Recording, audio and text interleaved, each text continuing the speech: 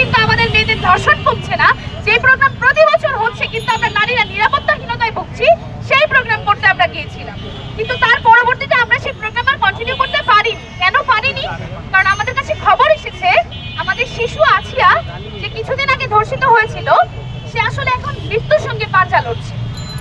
আমি তার ওইখানে রাজনীতি সম্পূর্ণটাই বাদ দিলাম,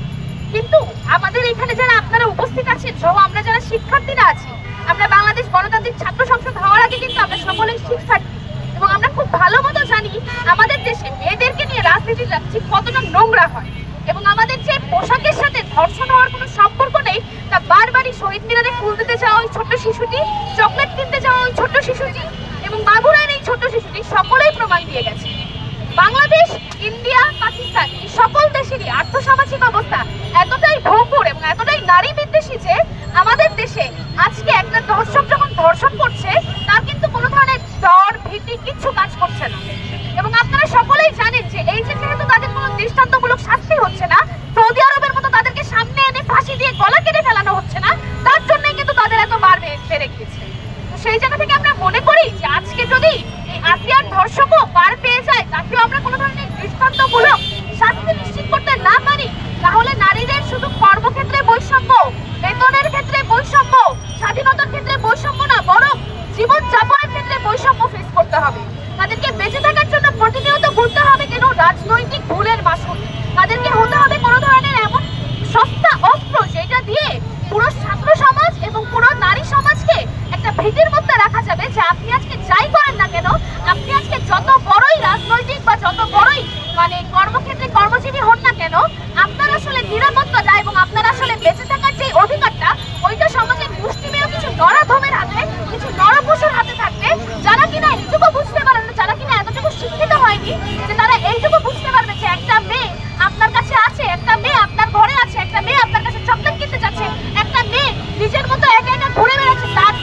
তার কোনো স্বাধীনতা নেই, তাকে আপনি যাচ্ছে তাই ভাবে ধরতে পারেন না, তাকে আপনি চাইলে আপনারা শুধু ধর্ষণের ঘটনা দেখছেন, আপনারা কেন এগুলো দেখেন না যে আমরা ছোটবেলা থেকে প্রতিটা মেয়ে পারিবারিকভাবে যে কোনো কর্মক্ষেত্রে যে কোনো জায়গা থেকে বিভিন্ন ধরনের ব্যাকটাচ, বিভিন্ন ধরনের ইফটিজিং এর শিকার হচ্ছি। আজকে এই ধরনের জিনিসগুলোকে আমরা ফালতু বলে উড়াইতে দেখে ধর্ষণের মতো কাহিনীগুলো আমাদের সামনে আসছে। সেই জায়গা থেকে আমরা সকলে মনে করি যতদিন না দেশের আইন শৃঙ্খলা রক্ষাকারী বাহিনী যথেষ্ট কঠোর হচ্ছে এবং এদেরকে দৃষ্টান্তমূলক শাস্তি সকলের সামনে 24 থেকে 48 ঘন্টার মধ্যে নিশ্চিত করতে পারছে, ততদিন এই দেশের মেয়েরা কেউই নিরাপদ না। সেটা হোক আমি, আপনি বা আপনার কোনো বোন, আমরা কেউই আসলে নিরাপদ না। আমরা জানি যে আমরা যদি আজকে আব্রু ঢেকেও বের হই, আমরা যদি আজকে বোরকা পরেও বের হই, তারপরে আমাদের কোনো নিরাপত্তা নেই। কেন নেই? কারণ আমাদের সমাজে ওই স্বাধীনতাটা আছে যে আজকে যে কেউ এসে আমাকে দর্শন করে চলে যাবে আর রাষ্ট্র তার কাছে কোনো ধরনের জবাব দিতে যাবে না। শুধুমাত্র এই বিক্ষোভ মিছিল, সমাবেশ আর কিছু পলিসি ডায়লগে কি আমরা শুনতে পারবো নারীদের নিরাপত্তা দরকার, নারীদের ক্ষমতা দরকার, নারীদের অধিকার দরকার, কিন্তু নারীদের অধিকারের যে ইমপ্লিমেন্টেশন, যেই প্রয়োগ, তা আমি আসলে কোনোদিনও কখনোই দেখিনি। তো এরকম বারবার আগেই মার্চ না করে আমাদেরকে প্রতিদিন বুঝতে হবে নারী দিবসের কেন দরকার, নারী কেন আমাদের দিবস করে পালন করতে হচ্ছে, নারীদেরকে কেন